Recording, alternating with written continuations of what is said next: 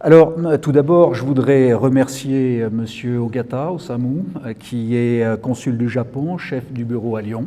Merci d'honorer de votre présence notre colloque. Je ne sais pas...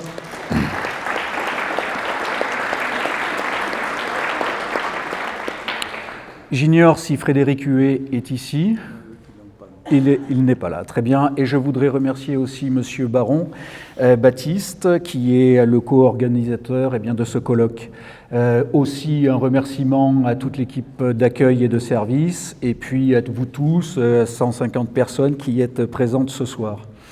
Mes remerciements vont évidemment à Christophe Dejour et à André Cognard. Christophe Dejour, vous êtes psychiatre, vous êtes psychanalyste, vous êtes professeur émérite à l'Université de Paris-Nanterre, vous êtes fondateur de la psychodynamique du travail, vous êtes aussi directeur scientifique de ce même institut de psychodynamique du travail et vous êtes auteur de nombreux ouvrages.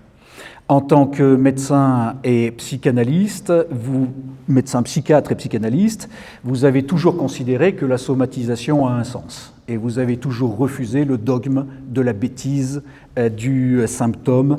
Par conséquent, vous avez remanié la représentation freudienne du psychisme humain en élaborant une troisième topique du clivage, topique de l'inconscient amential qui se distingue de l'inconscient sexuel et qui joue un rôle assez considérable dans le déclenchement de la violence ou dans l'acceptation de la violence. D'un point de vue métapsychologique, vous avez cherché à élargir le champ d'études psychanalytiques à l'intelligence du corps, à l'intersubjectivité et au monde du travail.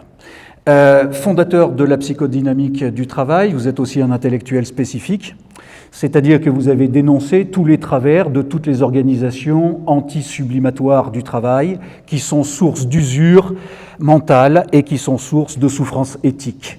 Et vous avez promu et continué à promouvoir le travail vivant, la coopération et la prise en considération des facteurs humains dans le monde du travail.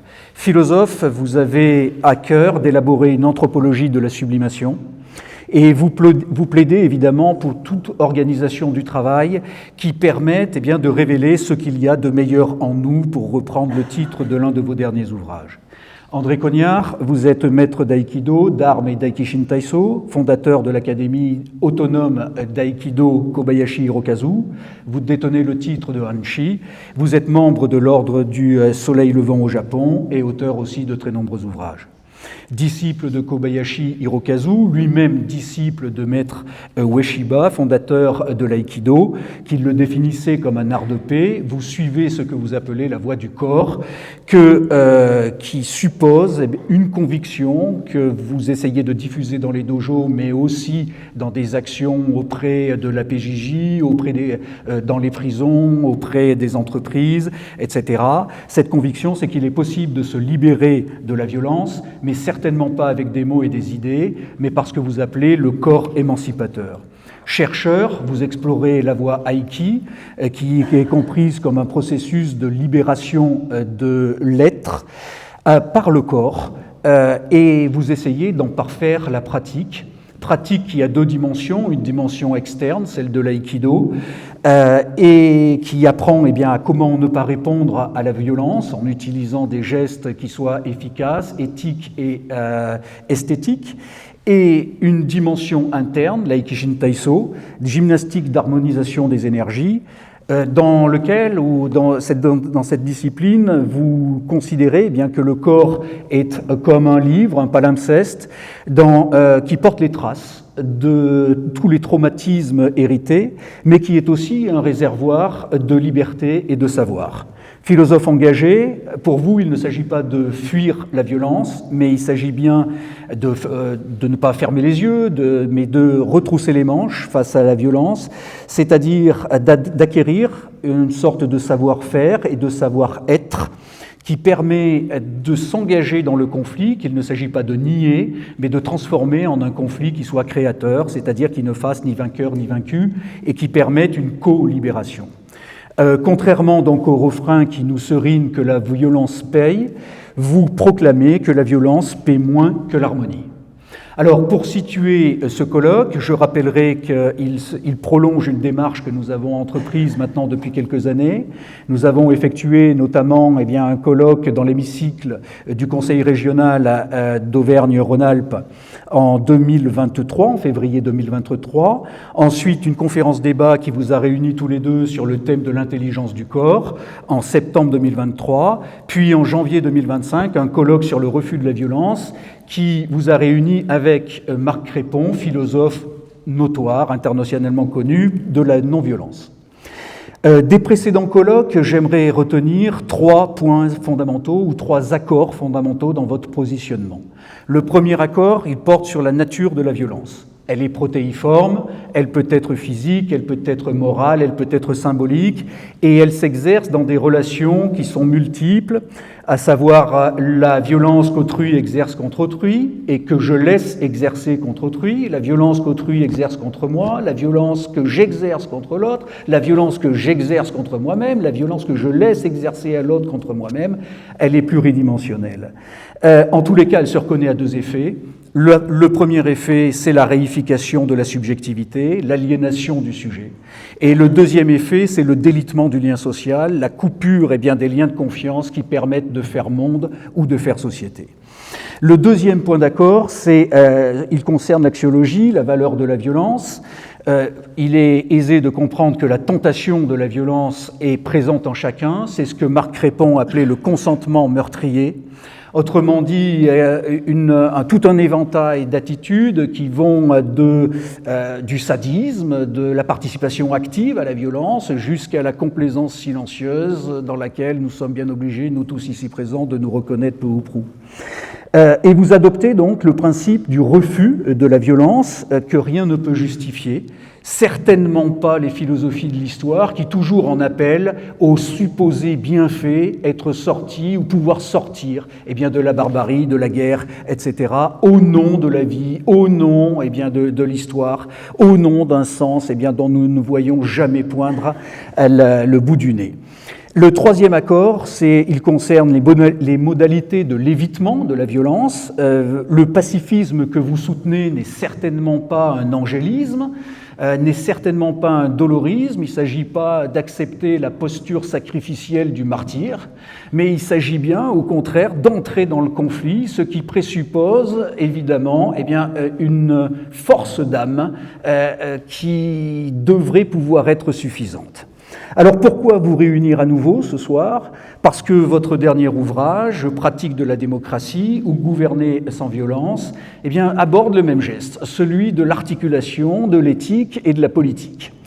Je voudrais simplement rappeler que ce principe du refus de la violence, ça nous concerne tous, consiste à faire de la violence le centre de préoccupation de toutes nos actions.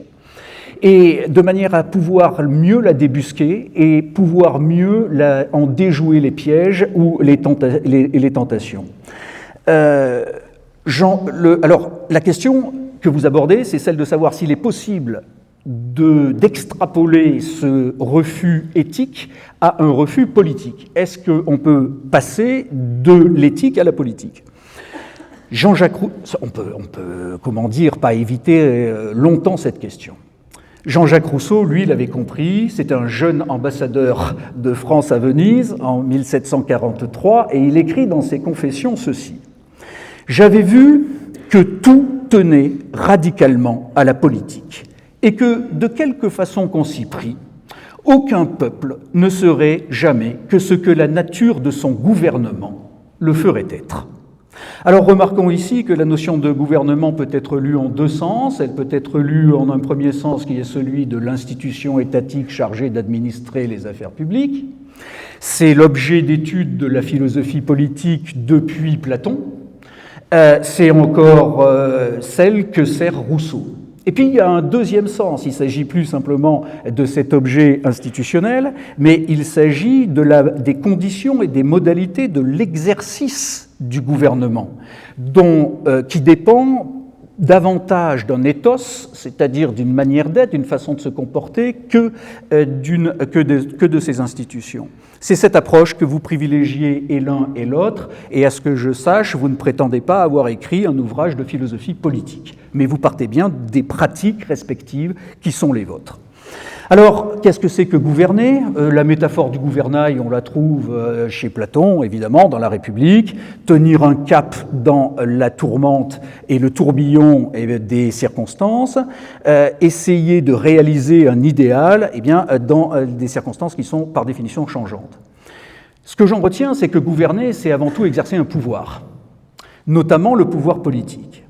Mais ce pouvoir, il n'est pas l'apanage du seul État.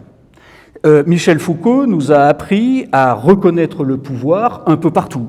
D'ores et déjà, la politique, elle n'est pas l'affaire seulement de l'État, elle est l'affaire de tous, puisque nous faisons de la politique dès lors que nous posons la question de savoir ce qui est juste, ce qui est injuste. Quant au pouvoir, il attire notre attention sur le fait que partout où il y a relation, il y a pouvoir. Le pouvoir n'est pas un État, c'est une relation. Dès lors, on trouve du pouvoir au sein de la cellule familiale, au sein des associations, au sein des entreprises, au sein de l'État, partout où il s'agit de gouverner, c'est-à-dire d'influer sur une conduite, y compris sa propre conduite. Alors, gouverner sans violence, c'est ce qui nous réunit aujourd'hui. Est-ce que c'est possible ? Est-ce que c'est souhaitable ? Et est-ce que c'est même possible ? Alors, je dois dire que quand j'ai présenté cette question à plusieurs, ont répondu d'un air entendu, avec un sourire ironique et un propos goguenard. La chose serait, la question serait farfelue, il s'agirait d'une gageure, voire d'un oxymore. Ce ne serait pas souhaitable. Ce ne serait pas souhaitable parce que la violence seule est efficace. Elle est efficace et si on n'y recourt pas, alors on est condamné au désordre, on est condamné à la paralysie de l'action, à l'immobilisme, voire à l'anarchie. Et elle n'est pas même possible puisque gouverner sans violence, ça empêcherait de pouvoir contraindre l'humanité qui est par nature indisciplinée, rétive à toute obéissance.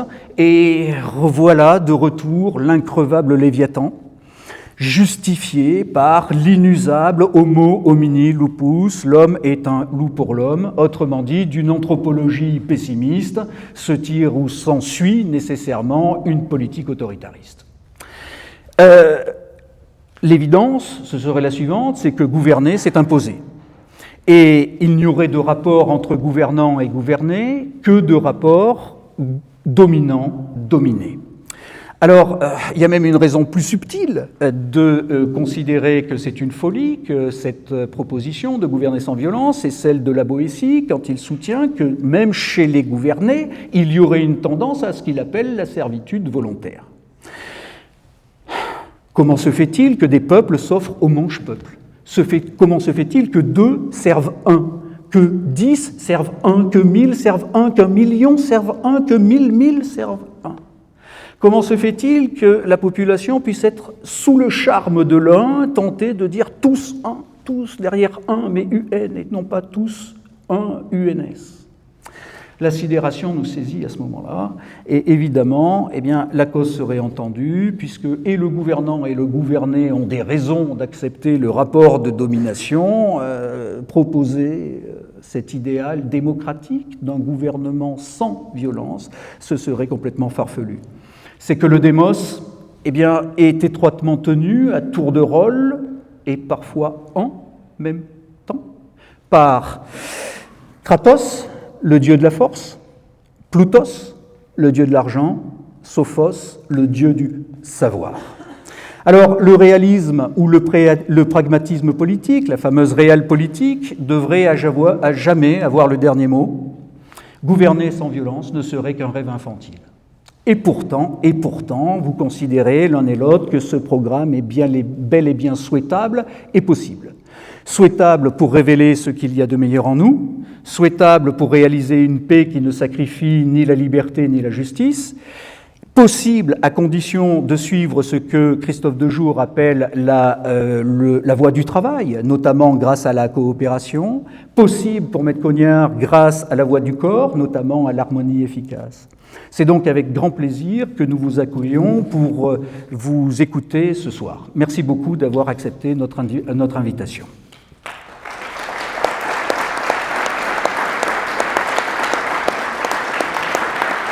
Alors, je voudrais, vous n'en avez pas fini avec moi, malheureusement, encore 5 minutes, il va vous falloir patienter, parce que nous avons convenu que je vous présenterai la substantifique moelle du livre de Christophe Dejour avant de lui céder la parole, puis une fois qu'il aura procédé à un petit exposé, je présenterai le livre de Maître Cognard, qui présentera son exposé, puis ensuite je leur soumettrai quelques questions qui auront parfois l'allure d'une franche attaque, mais sans franche attaque, il n'y a pas d'aïkido, et il n'y a pas de stimulation intellectuelle. Et puis quelques questions devenant probablement de la salle. Alors, Christophe Dejour, comme je l'ai rappelé dans vos ouvrages précédents, vous avez avancé au fur et à mesure du développement de votre anthropologie de la sublimation 3 thèses très fortes. La première thèse, c'est qu'il faut accorder, je ne suis pas sûr que tous les psychanalystes soient d'accord, il faut accorder autant d'importance à l'étude de la violence qu'à celle du désir en psychanalyse. La deuxième thèse, c'est celle de la centralité du travail dans l'accomplissement de la vie humaine, qu'elle soit individuelle ou collective. La troisième thèse, c'est celle de la dangerosité de toute organisation du travail qui étouffe la normativité des individus. Dans ce dernier ouvrage, ces 3 thèses convergent vers celle de ce que vous appelez la centralité politique du travail. Et comme en témoigne votre formule forte, sans démocratie du travail, sans démocratie par le travail, la lutte pour la démocratie est perdue. Alors une telle formule, elle contient un diagnostic, un pronostic, une ordonnance. Votre diagnostic est sans appel. On assiste depuis quelques décennies à une lente décomposition de la vie démocratique en Occident, notamment en France, aussi bien dans le monde politique de la cité, où nous assistons au paradoxe déplorable d'institutions démocratiques qui ne fonctionnent pas démocratiquement, et dans le monde du travail, où on voit régner avec le New Public Management, une espèce de management toxique avec son cortège de conséquences désastreuses, burn-out, suicide sur le lieu du travail, usure mentale, etc. Vous pointez le rôle décisif du néolibéralisme dans votre étiologie de cette décadence. Le néolibéralisme, à ne pas confondre avec le libéralisme philosophique, et qui en est la perversion, qui suppose l'allégeance du politique à l'économique, et qui suppose aussi une doctrine morale, puisque paraît-il qu'il n'y a pas d'idéologie. Mais enfin, force est de constater que le néolibéralisme s'appuie sur la conviction qu'il est mieux pour gouverner de solliciter la servitude volontaire, la crasie, l'impuissance et la soumission. Son triomphe dans les années 80 avec Thatcher, il n'y a pas d'alternative, ou avec Reagan, l'État n'est pas la solution mais le problème, en est l'illustration même. Ces forces démocratiques, quand vous avez à les nommer dans votre livre, qui triomphent depuis 40 ans, vous dites ceci, 1, la concurrence généralisée, 2, le darwinisme social, 3, la gouvernance par les nombres. À quoi vous ajoutez, attristé et acerbe, la défaite de la pensée critique, c'est-à-dire le silence complaisant et coupable des gens de lettres, des grands intellectuels. Alors, la domination se nourrit de servitude volontaire et vous essayez de constituer une anthropologie psychanalytique de la servitude volontaire dans cet ouvrage. L'un des freins à la réalisation de la démocratie, ça plaira peut-être pas à tous, c'est d'abord la pulsion. La pulsion dont vous rappelez qu'elle est amorale, qu'elle est asociale et qu'elle est antidémocratique. L'une des notions clés qui m'a intéressé dans votre ouvrage, c'est celle de pulsion d'emprise. Pulsion de pouvoir, sur laquelle vous reviendrez peut-être. Par conséquent, votre pronostic quant aux chances d'un progrès des pratiques démocratiques est réservé. Vous essayez de complexifier votre compréhension de la sublimation en montrant que la sublimation, ce n'est pas une fin en soi, parce qu'elle peut servir le pire. Et vous montrez que le conflit émancipation-aliénation n'est pas simplement de nature sociale, il est intrapsychique. C'est-à-dire que vous répudiez comme illusoires les tentatives utopistes révolutionnaires qui disent qu'il suffirait par la violence de renverser les puissants pour pouvoir instituer la démocratie. Vous n'y croyez pas du tout et vous dites d'une phrase « la clinique est cruelle ». Sous-entendu, tout cela, ça repose sur une erreur fondamentale et anthropologique fondamentale. Alors, votre projet se veut plus modeste, c'est-à-dire non pas établir une énième philosophie politique, mais proposer quelques éléments fondés sur la clinique, des éléments théoriques permettant de nourrir une action rationnelle, une doctrine de l'action rationnelle émancipatrice. Vous considérez que, je lis, l'arrangement avec soi-même et avec son sens moral est la chose la plus aisée du monde. Donc, j'ai l'impression que vous êtes un peu pessimiste sur la possibilité de toucher immédiatement la capacité de désobéissance du plus grand nombre et que vous vous adressez à ceux qui sont déjà capables de désobéir pour les convier à des processus de résistance. Alors, votre ordonnance, elle tient en 3 prescriptions: promouvoir le travail vivant, l'usage de soi par soi, et le développement des habiletés pratiques, ainsi que le raffinement des registres de sensibilité qui sont décisifs dans le rapport qu'on entretient à autrui. Œuvrer ensuite à toute organisation sublimatoire du travail, c'est-à-dire améliorer ce que vous appelez la coopération horizontale, verticale, transverse. Les compétences démocratiques, vous considérez que les compétences démocratiques essentielles peuvent s'acquérir et se développer sur le lieu du travail par la délibération collective qui suppose un art de parler, de négocier, et par l'activité déontique, c'est-à-dire par la décision en commun des règles valant pour le travail pratique dans lequel on est engagé. Enfin, faciliter le passage de la sublimation ordinaire, chercher la reconnaissance de soi par autrui, ce qui est déjà un fondement de l'existence important, à ce que vous appelez la sublimation extraordinaire, c'est-à-dire un travail qui puisse faire sens en servant la vie, en servant la culture et en servant peut-être bien même la démocratie en tant que telle. Donc, votre ouvrage essaie de penser et d'organiser la résistance aux forces antidémocratiques, et vous concluez en disant que la démocratie ne sera jamais un État, qu'elle ne peut pas être un État, puisqu'elle a à lutter contre des forces antidémocratiques puissantes. C'est un processus, c'est donc une démocratisation. Alors, merci d'être venu, et nous vous écoutons. Merci, professeur.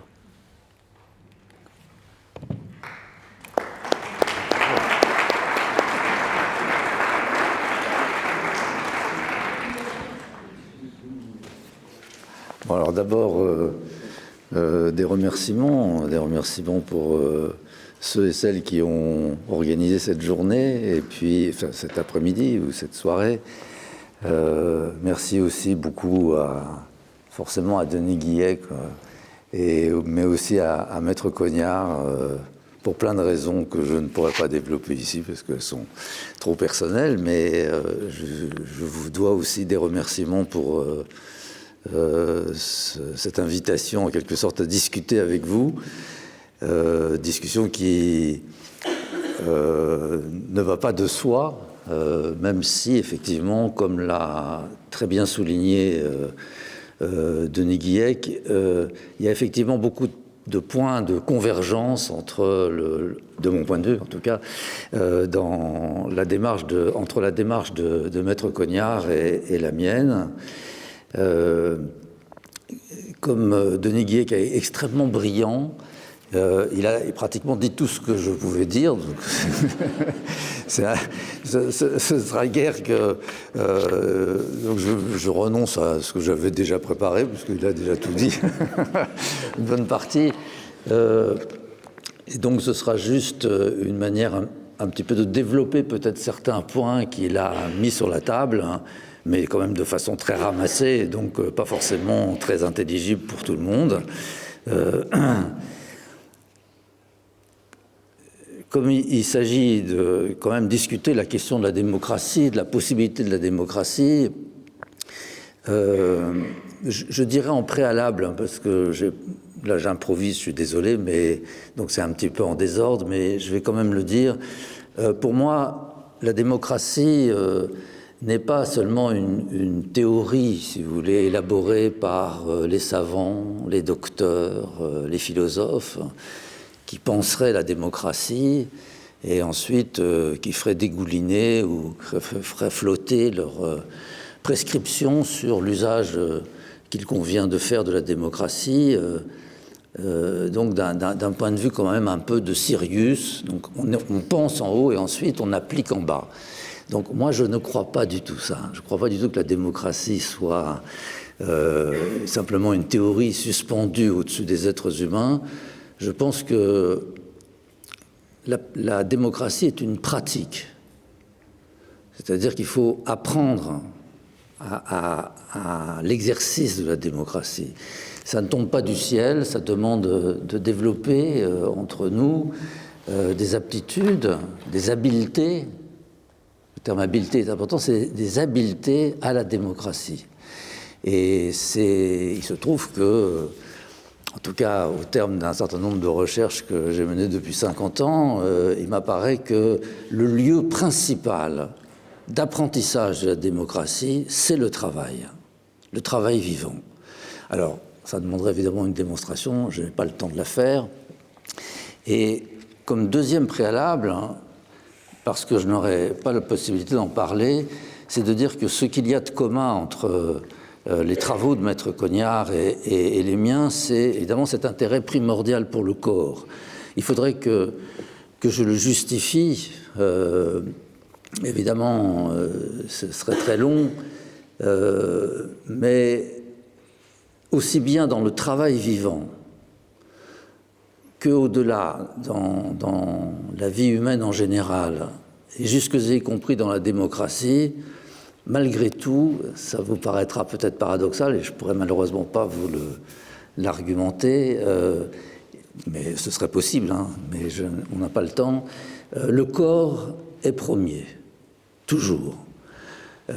C'est une découverte, en quelque sorte, qui vient par à la fois la psychosomatique, dont il faudrait pouvoir parler, mais je n'en parlerai pas non plus, mais qui vient aussi de la découverte du travail vivant. C'est-à-dire, qu'est-ce que c'est que le travail vivant au niveau individuel? C'est quand même un rapport de corps à corps avec ce qui résiste à la maîtrise, ce que, dans le langage de la psychodynamique du travail, on appelle le réel du travail.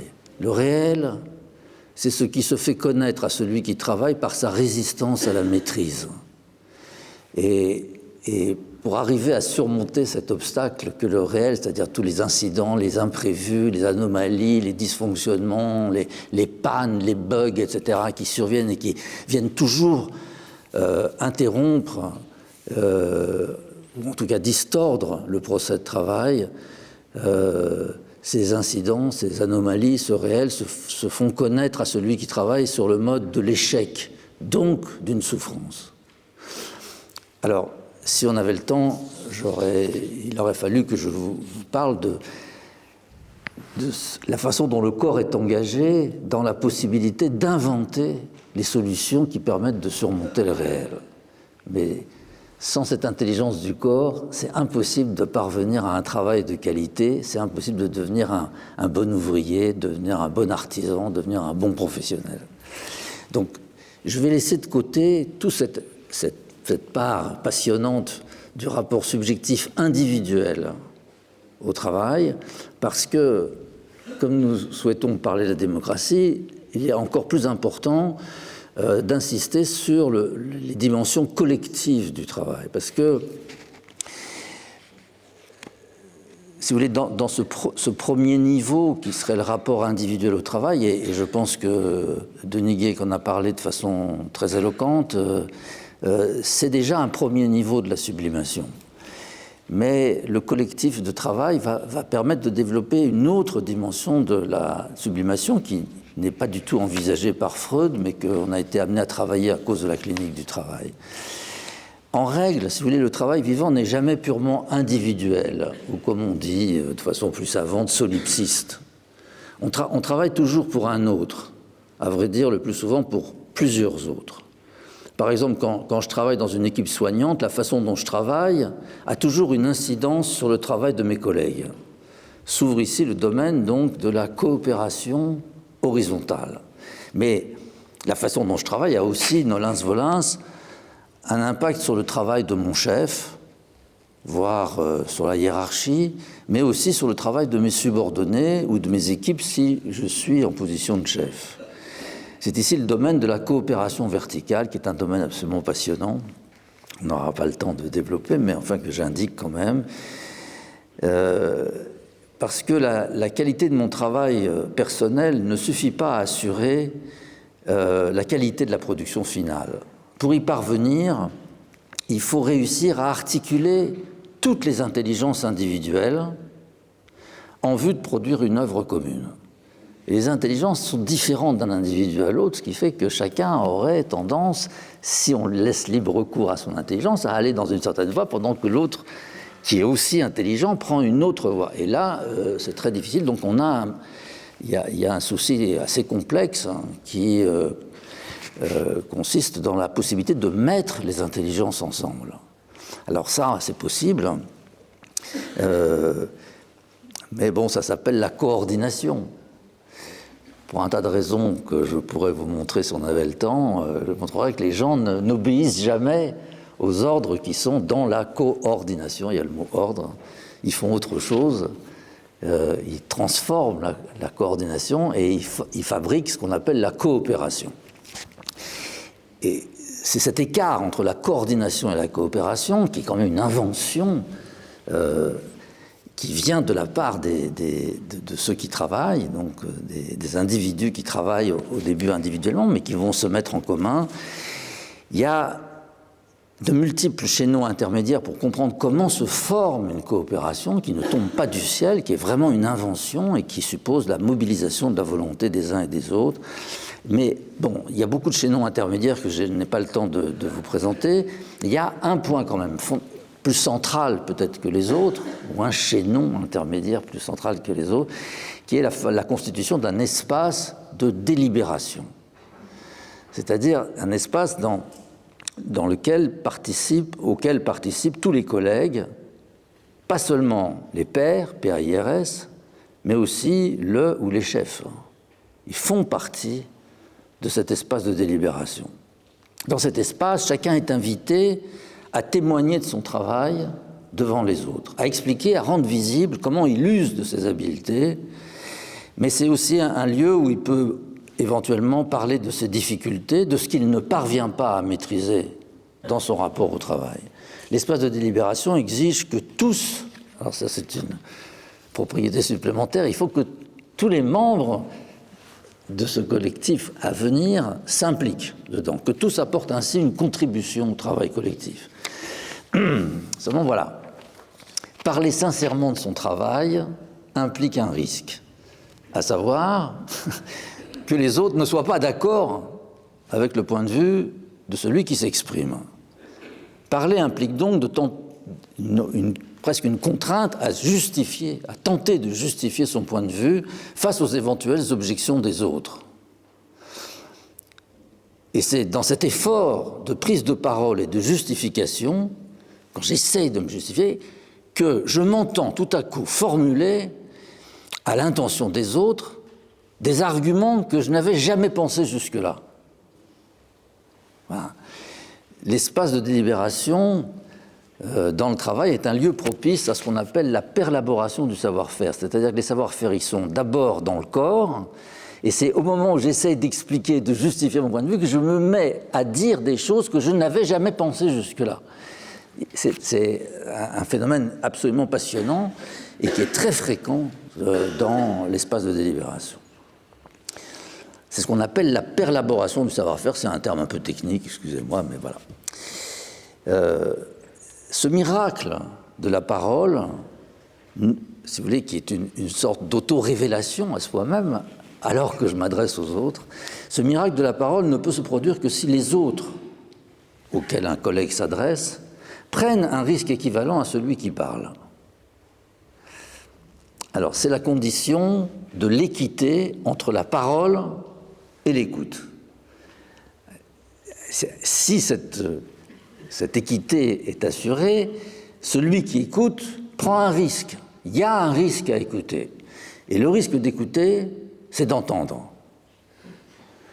Ce risque, c'est de découvrir que, après avoir entendu l'autre, qui pense le contraire de moi, je me mets à douter de ce que je tenais pour juste et vrai jusqu'à présent. Peut-être que mon point de vue est erroné, et voilà que c'est parce que j'ai entendu que je suis déstabilisé dans mon propre savoir. Il y a donc un risque à écouter. Alors, c'est un point très important. Je pense que dans la démocratie, peut-être que l'élément central, c'est celui de l'apprentissage de l'écoute de l'autre. C'est très difficile d'écouter vraiment. C'est une habileté qu'il faut, et elle ne tombe pas du ciel. Il faut renoncer à sa défense pour écouter vraiment la parole de l'autre. L'analyse clinique des arguments développés par les uns et les autres dans l'espace de délibération montre qu'ils ne sont pas seulement orientés par l'argument de l'efficacité, ils le sont, mais pas seulement, c'est-à-dire de ce qu'on appelle la rationalité instrumentale. Les arguments invoqués pour essayer de justifier ma manière de penser, ma manière de travailler, les arguments invoqués sont en général mixtes. Il y a pas seulement l'efficacité, il y a aussi des références à ce qui est bien et ce qui est mal, ce qui est juste et ce qui est injuste. C'est-à-dire des arguments qui relèvent de ce qu'on appelle la rationalité axiologique ou la rationalité morale pratique. Et enfin, il y a dans ces arguments des éléments qui se rapportent à la santé, à l'âge, à la taille, au sexe, c'est-à-dire de considérations qui relèvent cette fois-ci de la rationalité subjective. Les hommes et les femmes ne pensent pas à la même façon de travailler. Ils ont des bonnes raisons. Donc, si vous voulez, il faut tenir compte de ces trois registres de rationalité et ces arguments mixtes qui tiennent tout ça dans la théorie depuis Aristote et l'éthique à Nicomaque, ça s'appelle une opinion. Donc, l'espace de délibération pour constituer la coopération, pour que les gens se connaissent et puissent finalement mettre leurs intelligences ensemble pour une œuvre commune, ça suppose un espace de délibération ouvert à la confrontation des opinions. C'est ça qui est paradoxal, c'est que dans le monde du travail, au fond, nous sommes là au point de départ, in statu nascendi, des conditions de la démocratie. C'est la coopération, elle est le résultat de la mise en pratique d'un certain nombre d'habiletés démocratiques. Lorsque l'espace de délibération fonctionne correctement, par exemple au sein, alors je reprends évidemment l'exemple de l'équipe soignante, mais je peux vous faire la même chose sur une équipe de centrale nucléaire ou sur une équipe de magistrats, c'est tout à fait facile de montrer que c'est la même chose, c'est exactement le même principe qui fonctionne. Dans ces espaces de délibération, on discute de façon casuistique. Ce n'est pas des discussions générales sur le travail. Non, on prend un cas. On prend un malade et on va discuter pendant 1 heure de ce malade, de qu'est-ce qu'il convient de faire avec ce malade. Mais à partir d'un cas, en fait, ça développe chez tout le monde toute une série d'habiletés qui sont valables et exportables pour un autre cas. Bon, voilà. Donc, mais il faut passer par un cas. Voilà, il faut passer par une situation d'accident ou une situation d'incident et l'étudier jusqu'au bout. Et pas prendre comme ça cette espèce d'altitude au-dessus du travail en général qui n'aboutira à rien du tout. Au terme de cette délibération, on parvient le plus souvent à un accord entre les collègues sur une manière de procéder avec ce patient spécifique. Marche plus. Vous allez appuyer par mégarde, je pense, là, non ? C'est moi. C'est encore de ma faute. Je vais essayer d'être prudent avec l'instrument. Travail vivant, c'est ça. Alors donc, au terme de cette délibération, on parvient assez souvent, peut-être pas le plus souvent, mais assez souvent quand même à un accord entre les collègues sur une manière de procéder avec ce patient spécifique. À la fin de la discussion, on dit on fera comme a dit Martine. Voilà. Parce que finalement, tout le monde s'accorde sur le fait que la position de Martine, c'est celle-là qu'il faut que tout le monde prenne ensemble. Cet accord porte le nom d'accord normatif. Ça marche ? Non, il ne marche plus. Là, il s'est rééteint. Mais je ne pense pas avoir appuyé dessus, donc je pense qu'il est un peu fatigué. J'essaye celui-là. Hein. Excusez-moi, voilà. Ça s'appelle un accord normatif, c'est-à-dire qu'on se met tous d'accord sur la manière de travailler ensemble.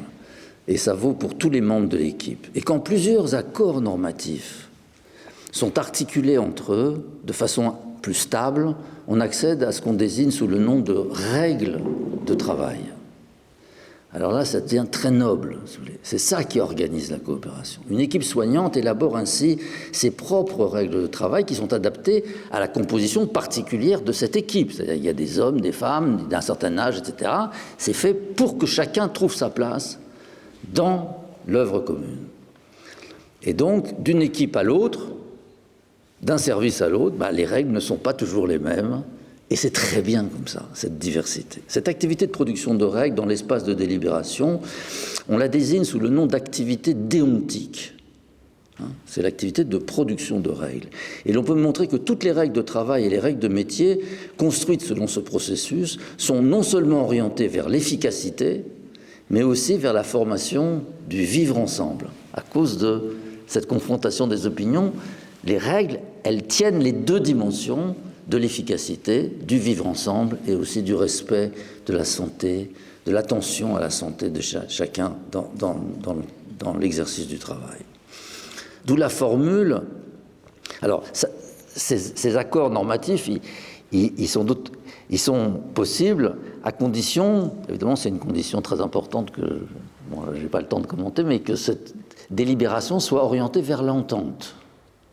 C'est-à-dire que tous ces gens qui sont là visent ensemble à essayer de trouver un accord. C'est ça l'entente. Et c'est d'autre part une délibération orientée vers la concorde. C'est-à-dire bon, je ne commente pas, ça se comprend, je pense assez facilement. L'activité déontique est de ce fait au principe même de la démocratie. La démocratie, vous voyez, c'est plus quelque chose qui part d'en haut, c'est quelque chose qui part d'en bas, qui est produite par le bas. C'est les règles de travail, la constitution, la construction de ces règles de travail, c'est le génie de l'intelligence au pluriel, de l'intelligence collective. On ne peut pas le faire tout seul, si vous voulez. C'est ça la pratique de la démocratie. C'est pourquoi avec un certain nombre de philosophes par le monde, j'essaie de soutenir que le travail est central pour le devenir de la démocratie. Parce que le lieu principal où on apprend ses habiletés, c'est le travail. En fait, dans une longue discussion avec un philosophe américain très important qui s'appelle John Dewey, lui pense que le lieu principal d'apprentissage de la démocratie, c'est l'école. Voilà. Alors, il y a un débat, j'ai un débat avec Dewey, mais enfin, il est décédé, donc c'est avec son œuvre, qui est très importante, parce qu'il a vraiment, lui aussi, pensé la démocratie comme une pratique. C'est très rare chez les philosophes, et c'est un philosophe unique, John Dewey. Alors, comme j'ai tendance à être bavard, c'est à Denis de m'arrêter quand vous souhaitez, ça n'a aucune importance si je ne vais pas jusqu'au bout, voilà. Lorsque cet espace de délibération orienté vers l'entente fonctionne, les individus qui coopèrent peuvent en outre accéder à ce qu'il convient de dénommer par le terme de franchise. La franchise, au sens que ce terme a dans le discours de la servitude volontaire de la Boétie, à savoir la franchise au sens de liberté, d'affranchissement. Affranchissement par rapport à la servitude, et c'est d'autre part la franchise au sens du pouvoir de formuler une parole authentique adressée aux autres. Quand la coopération fonctionne, les gens disent vraiment ce qu'ils pensent. Et c'est pas si facile, c'est pas si souvent qu'on peut dire vraiment ce qu'on pense, parce qu'on a confiance dans les gens. Alors je pourrais aussi, c'est un des chaînons intermédiaires de la coopération, comment se construit cette confiance entre les gens et comment elle se renforce avec la coopération. Et c'est de ce mouvement que provient la fraternelle amitié, ou la compagnie fraternelle. C'est toujours de la Boétie, 1574 ou 1548. Là, je passe sur l'âge, mais enfin, c'est dans les années 1500, cette compagnie fraternelle au sein de laquelle chacun devient prévenant avec l'autre, et où se développe l'entraide et aussi le respect et l'amitié pour l'autre. Il s'agit là d'une dimension essentielle quand même de l'accomplissement de soi. C'est une forme d'accomplissement de soi qu'on ne peut éprouver, qu'on ne peut expérimenter que dans la coopération et à travers l'activité déontique. Dans l'espace de délibération orienté vers l'entente se joue en même temps une autre dynamique fort importante au plan psychologique, à savoir ce qu'on appelle dans notre jargon la psychodynamique de la reconnaissance. Pourquoi en effet, celui ou celle qui travaille prend-il le risque de parler, parce que vous avez compris que c'est un risque. Si je vous dis comment je travaille comme psychothérapeute ou comme psychanalyste, je prends un risque. Vous n'êtes pas du tout d'accord avec moi. Donc pourquoi prendre ce risque de s'exposer? Pourquoi venons-nous ici nous exposer à votre critique? Eh bien, c'est parce qu'en échange de cette contribution que nous essayons d'apporter à l'œuvre commune, nous espérons en retour une rétribution. Et on peut montrer que la rétribution attendue, fondamentalement, c'est moins la reconnaissance en termes numéraires, c'est-à-dire en termes d'argent. Ce qui compte fondamentalement pour les gens, mais c'est cliniquement très argumenté, je vous le démontre, les gens renoncent à des grands salaires pour avoir une reconnaissance, cette fois-ci, qui est symbolique. C'est très très important, cette reconnaissance symbolique, sur laquelle il faudrait que, si on avait le temps, que je vous explique comment ça se passe. La reconnaissance, c'est pas une bonne tape dans le dos. Ça passe par des épreuves de jugement. Il y a les jugements qui sont proférés par la hiérarchie sur l'utilité de ce qu'on fait, c'est ce qu'on appelle le jugement d'utilité, mais qui peut être aussi formulé par le client, le malade, l'étudiant, le justiciable face au juge. Vous avez des justiciables qui se font condamner et qui vont remercier le juge.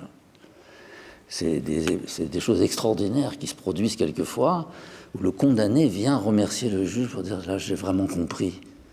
Et tout à coup, sa vie change. Bon, enfin, c'est des moments bouleversants, si vous voulez, de la vie du magistrat.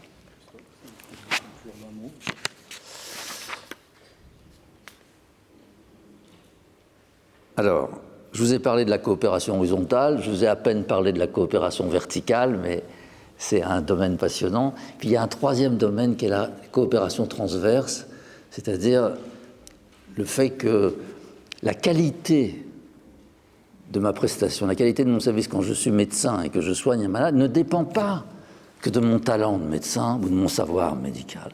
Elle dépend du malade.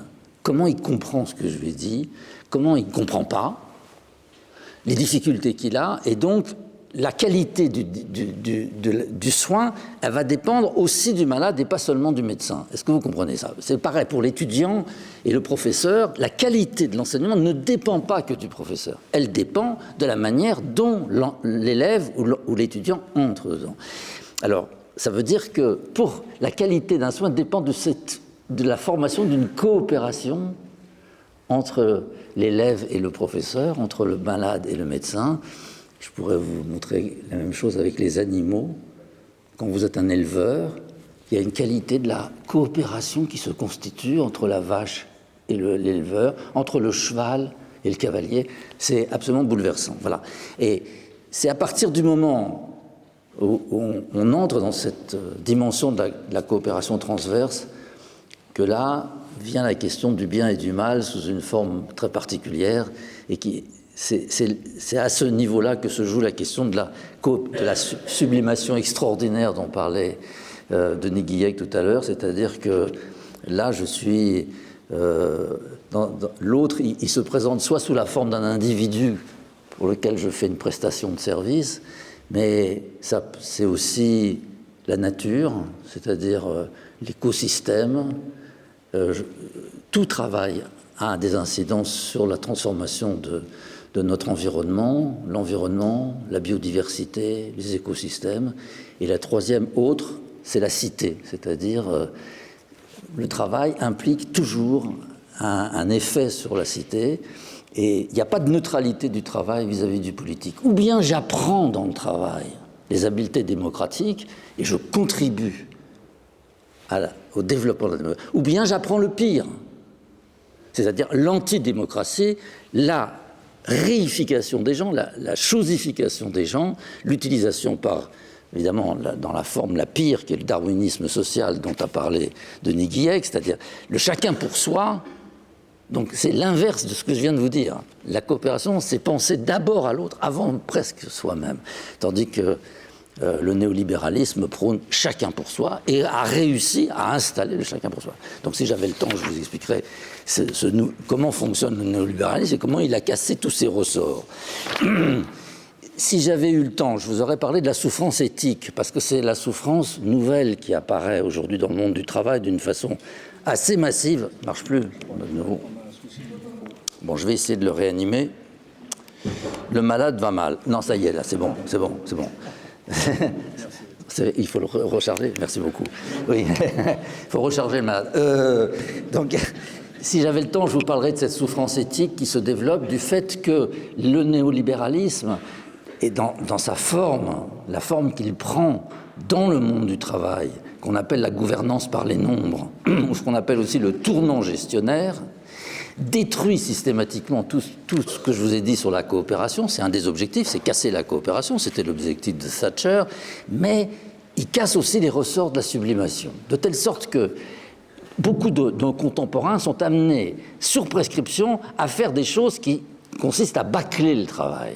Mais en bâclant le travail, je porte atteinte aux malades. Quand je bâcle mon travail comme magistrat, je porte atteinte à la justice, mais je porte aussi atteinte aux justiciables. Quand on accepte de faire les cours à l'université par vidéo, c'est-à-dire online, au lieu d'être au contact de ces étudiants, les étudiants vont mal. Il faut bien se rendre compte de la dégradation de la situation à l'université. Bon, je n'ai pas le temps de développer, mais vous avez compris, il y a la présence, le corps à corps, y compris le corps, là, comme j'engage mon corps dans la relation avec vous. C'est pas du tout la même chose si je vous le fais online. Ça ne marchera pas. Il y a plein de choses que je vous ai dites que vous avez comprises par la mise en scène de mon propre corps, la manière dont mon corps participe par l'agir expressif au contenu de ce que je suis en train de vous dire, que vous ne pourrez pas attraper si c'est online. Ça ne marche pas. Voilà. Donc je termine là-dessus. La destruction de la sublimation qui oblige les gens à faire mal, ça génère chez les gens un sentiment de trahison. Trahison des règles de travail, trahison de la justice, trahison de l'état de droit pour le magistrat, trahison de la déontologie médicale. On est amené à trahir la déontologie médicale tout le temps maintenant par les prescriptions qui sont faites par les directeurs d'hôpitaux. Et donc tous ces gens sont amenés, si vous voulez, à une souffrance particulière qu'on appelle la souffrance éthique, c'est-à-dire la souffrance qui commence à partir du moment où j'accepte d'apporter mon concours à des actes ou à des pratiques que le sens moral réprouve. C'est le grand mal de notre situation actuelle, et c'est à cause de la souffrance éthique que sont apparus les suicides au travail au tournant du XXe et du XXIe siècle, qui sont une véritable catastrophe. Pas seulement pour ceux qui se sont suicidés, pas seulement pour leurs familles, mais une catastrophe sur le plan de la démocratie.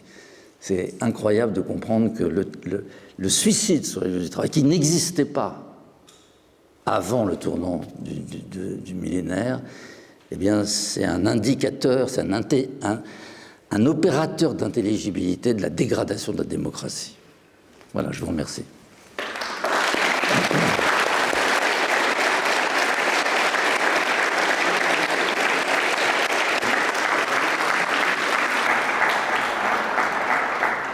Merci beaucoup, Christophe Dejour, de cet exposé brillant et profond. Je me permettrai, avant de présenter Maître Cognard, là, deux références qui me sont venues à l'esprit en vous écoutant. Je crois qu'on va chambouler un peu ce qu'on avait prévu, hein, parce que voilà. La première, c'est la référence à Hannah Arendt, parce que au fond, elle nous dit qu'est-ce que c'est que faire de la politique, c'est entrer sur l'agora. Encore faudrait-il qu'il y ait une agora. Cherchons-la. Et entrer dans l'agora, c'est prendre parole et c'est prendre un risque. C'est the disclosure of who, la révélation du soi. Et pour qu'on puisse se révéler, encore faut-il que l'institution nous donne les moyens ou crée un espace de cette rencontre de deux paroles ou d'une oreille et d'une langue qui jouent, qui intervertissent régulièrement leur position. Et je voudrais citer, j'avais prévu de le citer en conclusion ici, mais une formule de Georges Canguilhem. Dans Milieu et normes de l'homme au travail, en 1947, il écrivait ceci: « Tout homme veut être sujet de ses normes. L'illusion capitaliste est de croire que les normes capitalistes sont définitives et universelles, sans penser que la normativité ne peut être un privilège. » Bien, cette capacité d'attention que vous avez soulignée, de sensibilité à l'autre, elle fait partie de l'authentique définition d'un pouvoir démocratique et d'un gouvernement sans violence. Alors, Maître Cognard, dans votre nouvel ouvrage, vous partez du constat que vous avez déjà présenté plusieurs fois, que dans l'histoire humaine règne la violence. Et que la violence paix, c'est le refrain que je présentais tout à l'heure. Nul n'y échappe, car, écrivez-vous, la violence est inscrite dans nos mémoires génétiques, somatiques et épiphylogénétiques. Vous aviez déjà écrit dans Vivre sans ennemis que, quel que soit le régime politique, ce règne de la violence ne saurait être inquiété dès lors que les gouvernants considèrent que la violence est de droit. Et vous considériez qu'entre la décapitation par samouraï et la peine de mort aux États-Unis, il n'y avait pas véritablement de différence. La thèse essentielle que vous soutenez, c'est que la voie Aiki peut libérer de la violence en l'éradiquant de la conscience humaine. Alors, vous vous livrez ici à une enquête étiologique, à une recherche des causes de la violence, puisque, à vos yeux, il ne saurait y avoir de remède efficace que là où la cause du mal est identifiée. Alors, quelle est la cause de la violence? La cause première et fondamentale de la violence, dites-vous, c'est la peur. La peur conduit à s'opposer, et c'est encore elle qui conduit à entrer dans des conflits de territoire, qu'ils soient géographiques, affectifs, intellectuels. La peur, donc, dresse les hommes les uns contre les autres. La peur de l'inconnu, suscite l'effroi devant l'étranger, qui va susciter l'ennemi, et bientôt le bouc émissaire. Ce mécanisme de défense agressive, nous le rencontrons dans l'égocentrisme, dans l'ethnocentrisme et même dans l'anthropocentrisme. Plus profondément encore, la peur de la mort suscite une insécurité existentielle qui nous pousse à bâtir des barricades futiles et à nous engager dans des combats qui sont désespérés. Toutefois, ce qui singularise votre analyse, c'est de montrer que ce qui unit toutes les peurs, c'est la peur de ne pas pouvoir accéder à soi-même. La difficulté à accéder à soi. La peur mère serait à chercher dans la peur de ne pas être soi, c'est-à-dire de ne pas être un, voire la peur de ne pas être. Et cette incomplétude existentielle conduit chacun à chercher à se rassurer en s'opposant verbalement, en s'opposant affectivement, en s'opposant physiquement. Autrement dit, la source de la violence, c'est ce que vous nommez la faille identitaire, les failles identitaires, le doute quant à soi, quant à sa propre légitimité. Et même se maltraiter, c'est encore se redonner le sentiment temporairement d'exister. En témoigne l'escarification, par exemple. Alors, si le mal est si profond, peut-on en guérir et où trouver le remède? Alors là, vous écrivez, ce n'est ni par la pensée, ni par l'idéologie, ni par la contre-culture que l'on peut se libérer des contraintes de répétition. Autrement dit, si une guérison est possible, c'est par le corps et grâce au corps. Alors, en quoi consiste cette voie d'une vie sans ennemis? Là, vous essayez de montrer la possibilité d'une révolution non violente. Cette révolution non violente, elle suppose un savoir-vivre ensemble qui est fondé sur un savoir-être. Et ce savoir-être suppose que l'individu change. Le changement ne peut venir que des individus. C'est-à-dire que pour pouvoir prétendre gouverner sans violence, il faut réussir à se gouverner sans violence. Alors, qu'est-ce que c'est que se gouverner sans violence et à quelles conditions eh bien, il serait possible de se gouverner sans violence. Pour se gouverner sans violence, on l'aura compris, il faut repérer d'abord les failles identitaires. Et pour repérer les failles identitaires, l'Aikishin Taiso, qui permet de lire les postures, eh bien, donne des instruments qui sont, à vos yeux, efficaces et qui permettent eh bien, de saisir les traumatismes qui se sont inscrits dans l'histoire de l'individu depuis sa naissance, mais pas simplement de ces traumatismes-là, puisque vous allez jusqu'à soutenir que le corps est porteur eh bien, de blessures qui sont intergénérationnelles, transgénérationnelles. Les blessures de la mémoire fragilisent l'individu et le poussent davantage à réagir qu'à agir, l'empêchent d'agir. Ensuite, bien sûr, une fois qu'on a repéré ces failles identitaires, il s'agit de les combler. Et pour les combler, vous proposez des exercices posturaux permettant une meilleure circulation de l'énergie, donc une meilleure perception de soi et du monde environnant. Alors, encore une fois, vous écrivez que les discours ne servent à rien pour juguler la peur. L'objectif de cette pratique est de transférer du psychisme au corps la fonction identitaire, par des gestes qui sont ritualisés, c'est-à-dire qui associent conscience et corps. Il s'agit de rendre le corps conscient et de redonner à l'individu une meilleure facilité d'accès à son jeu, que vous qualifiez de jeu ontologique, un jeu qui ne permet plus de ce doute quant à soi-même, qui est la source de toute opposition et de toute violence.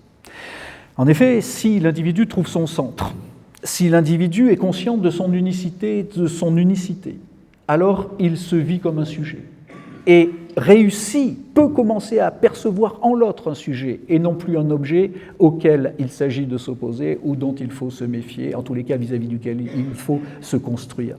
Alors, si l'on est fort de son identité, on peut véritablement comprendre, comme vous le dites, que l'altérité est l'oxygène de la conscience et qu'il n'y a pas de subjectivité accomplie sans une telle reconnaissance mutuelle des consciences de soi. Donc le conflit n'est pas à fuir, bien évidemment, il est à accepter et il peut être créateur. Alors, savoir se gouverner pourrait permettre de gouverner sans violence, car pourquoi ce qui vaut dans un dojo ne vaudrait pas dans la cité ? La devise de l'Académie autonome d'Aïkido, Kobayashi Hirokazu, est ni domination, ni soumission, ni compromis. Ni domination, c'est-à-dire je ne dois pas me poser en m'opposant et en m'imposant. Pas de soumission, c'est-à-dire de servilité, de docilité, qui est toujours une fuite, et pas de compromis vis-à-vis de ces deux tentations que sont la domination et la soumission, ni de transaction avec les lois fondamentales de l'humanité. Cette conviction, vous la portez parce que vous refusez l'anthropologie pessimiste du homo homini lupus, l'homme est un loup pour l'homme. Non, dites-vous, je crois qu'il y a en tout homme une bonté fondamentale. Et que l'éthique consiste, au fond, en une seule question que vous répétez dans les dojos, qui est « ai-je bien fait tout le bien dont je suis capable ?» Ce qui, à l'échelle de la cité, revient à poser la question de savoir « ai-je bien fait tout le bien public dont je suis capable ?» Dès lors, vous considérez que le bon gouvernant, c'est d'abord celui qui est capable d'une vertu. Cette vertu, c'est la modération de soi, la capacité à pouvoir se poser des limites. C'est qui entraîne humilité, respect, c'est-à-dire toute propriété, toute vertu que nos gouvernants aujourd'hui semblent ne pas avoir. Vous terminez en rêvant, mais en considérant que ce rêve est très important. Pour vous, gouverner sans violence, c'est être ni proie ni prédateur. Trouver la voie de l'affirmation de soi qui ne nuit pas aux autres et qui permet, au contraire, une coexistence qui soit harmonieuse. Vous allez jusqu'à imaginer ce que vous appelez une nation allégorique, car vous considérez que le point de vue cosmopolitique peut nous permettre de sortir des ornières du nationalisme qui montre à nouveau ses crocs un peu partout à travers le monde à cause de l'insécurité ontologique qui est liée à une mondialisation non pas humaine mais sauvage et seulement économique. Et vous dites eh bien, que seul ce cosmopolitisme permet d'avoir véritablement conscience que l'humanité est une. Dès lors, eh bien, on pourrait vous rétorquer, mais utopie, monsieur Cognard, utopie. Alors vous répondez deux choses. Vous répondez d'abord par une citation de votre maître, Kobayashi Hirokazu, qui disait « Un homme qui ne rêve pas est un homme mort ». Et vous répondez par un défi. Oui, il y a bien un principe, le principe du refus de la violence. Mais au lieu de le critiquer, ce principe, au lieu de le refuser, ce principe, et si vous essayiez ? Alors nous allons vous écouter avec grand plaisir. Et je crois que nous réduirons ensuite le débat et on laissera peut-être un peu plus de place au débat avec le public. Nous verrons.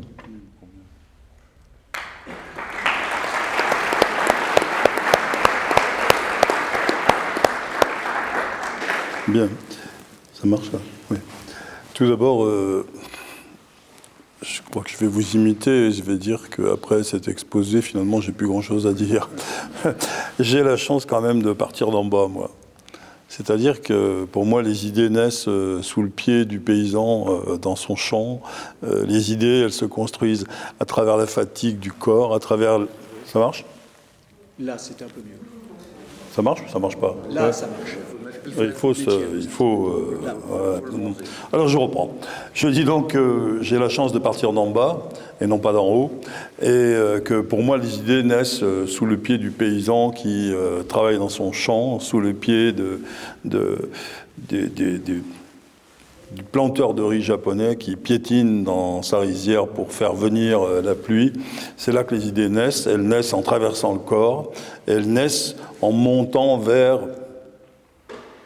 une pensée qui peut-être peut devenir politique.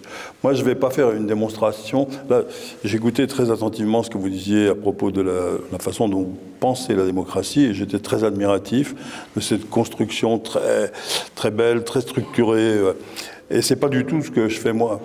Pourquoi ? Parce que pour moi, l'idée, au fond, elle n'a encore pas abouti. Si elle était aboutie, la démocratie serait déjà là. Vous comprenez ce que je veux dire là ? C'est-à-dire que la pensée collective, normalement, est l'aboutissement d'une forme de réalisation du sujet dans chaque individu. Et si je pouvais aboutir à une démonstration telle que la vôtre, ça voudrait dire que la démocratie est déjà là. Donc, moi, je vais faire une démonstration qui se terminera par un échec.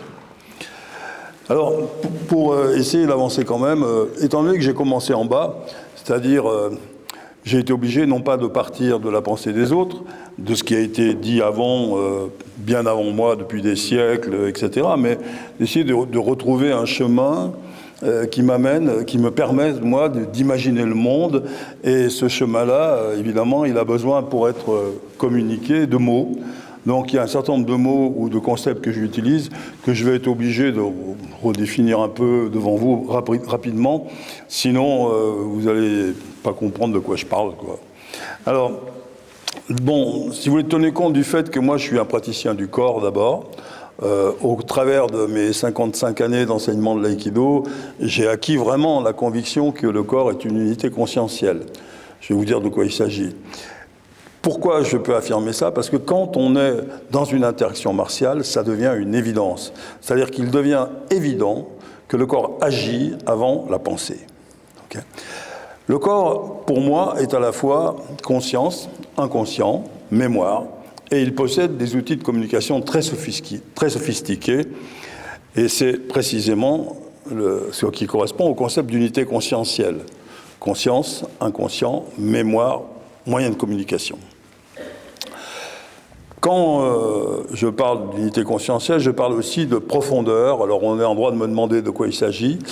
Et la profondeur pour moi, ce sont ces différents moyens d'expression du corps conscient. C'est-à-dire que je considère que les inconscients communiquent, les consciences communiquent, les mémoires communiquent. Vous comprenez ce que je veux dire par profondeur. Unité conscientielle signifie aussi que toute conscience s'exprime à différentes profondeurs, toute conscience s'exprime à différentes profondeurs. Ça veut dire que toute conscience interagit avec les inconscients, avec la mémoire. Toute mémoire interagit avec la conscience. Et ça, dans la relation du sujet à lui-même ou dans la relation du sujet au collectif ou du collectif à lui-même. Toutes ces profondeurs sont interchangeables, ce qui fait se dire à mon maître que, avant de dire quoi que ce soit, il faut d'abord préciser où je regarde, qu'est-ce que je regarde et d'où je regarde. Et il ajoutait, si vous regardez dans une profondeur à partir d'une autre, tout ce que vous voyez est faux. Je prends un exemple très, très simple. Je suis dans l'émotion et je regarde un fait historique. Ce que je vois est faux.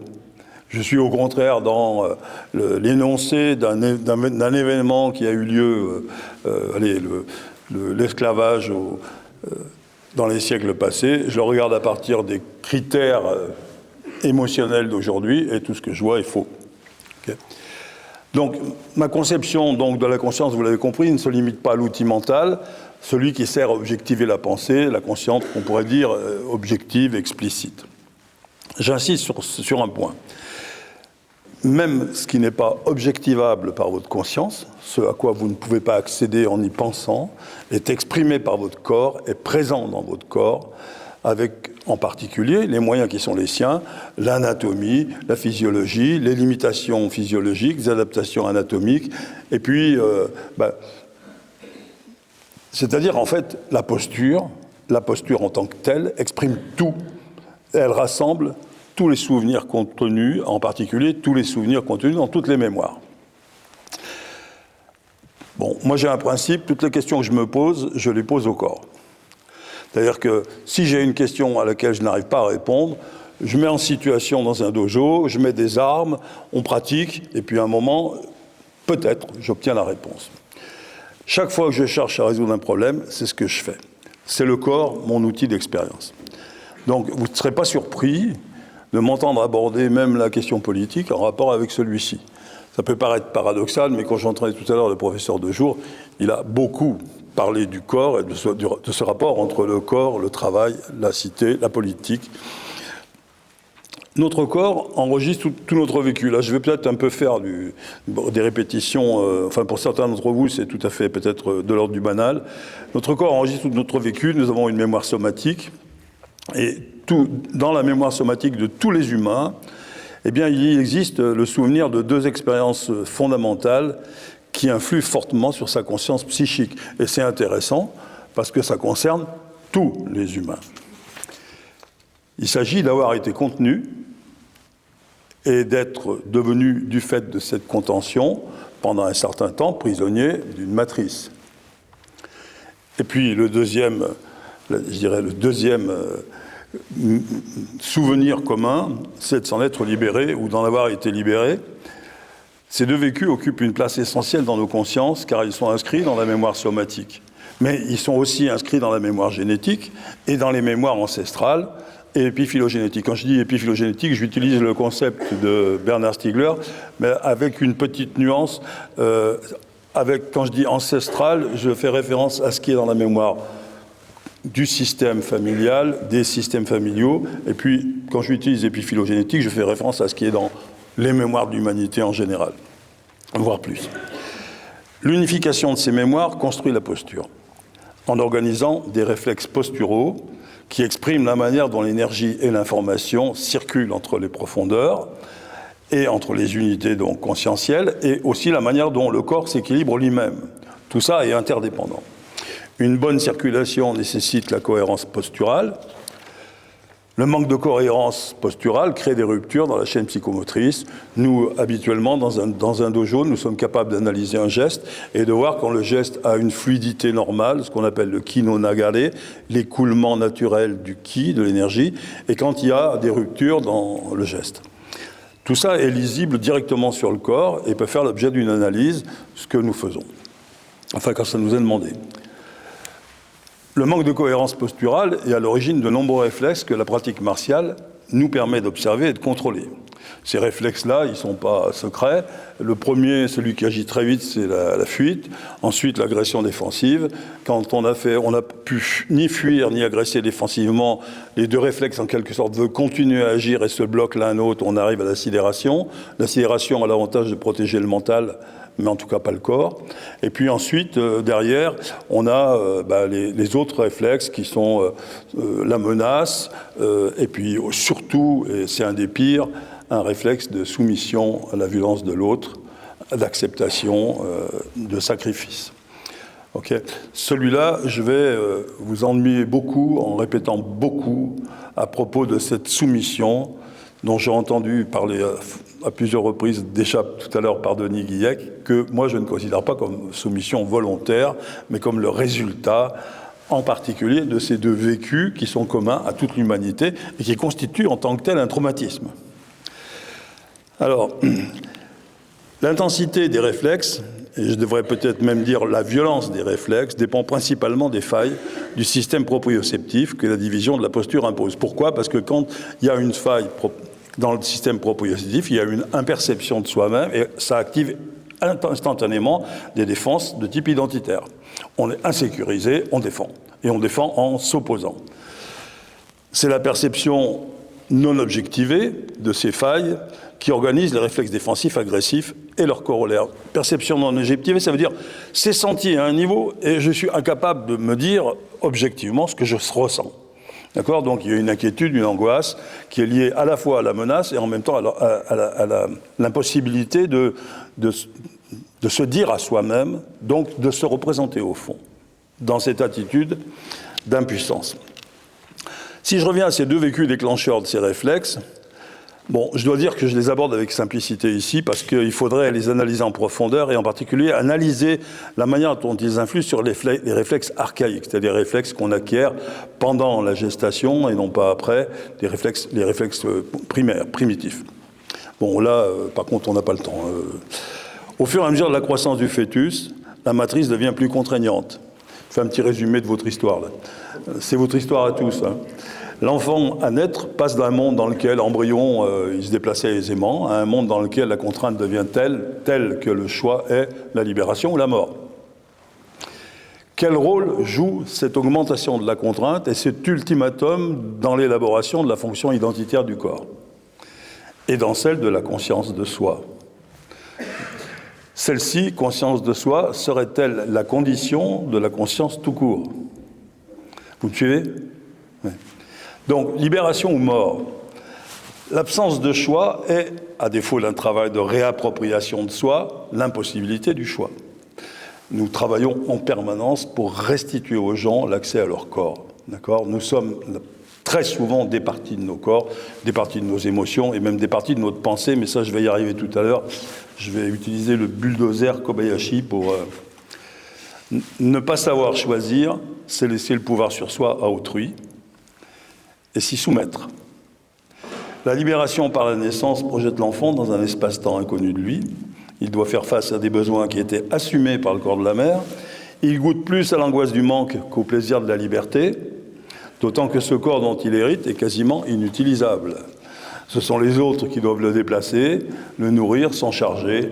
Il apprendra plus tard qu'il est vital de se libérer de cela aussi, de cette aide aussi, mais cette obligation n'était pas le contraire de la liberté.